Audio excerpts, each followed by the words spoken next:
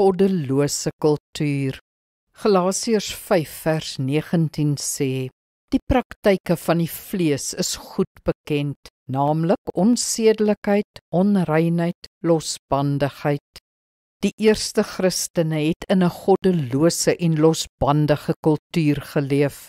Prostituie is vrylik besoek, los seks was algemeen en 'n vaste deel van sommige Griekse feeste en selfs pederastie, waar mans seuns by hulle geneem het, was wel bekend.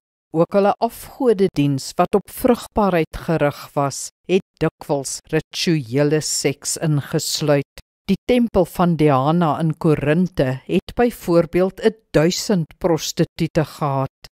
Teenoor hierdie immoraliteit moes die Christene sterk staan, met die sedelikheid en geregtigheid van die Joodse wet as riglyn. Die moderne westerse kultuur is ewe goddeloos, omdat dit God uitskuif, en ewe losbandig, omdat dit totaal geseksualiseer geraak het. Dit wat vandag algemeen is, sou skokkend en ondenkbaar wees vir ons ouers en grootouers.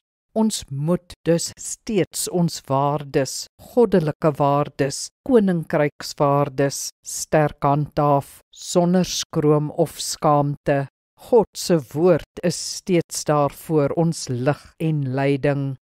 Kom ons bid saam. Hemelse Vader, help my om soos 'n Christen te leef in 'n onchristelike wêreld, om heilig te leef te midde van die onreinheid en om U getrou te volg, al is dit teen die moderne kultuur.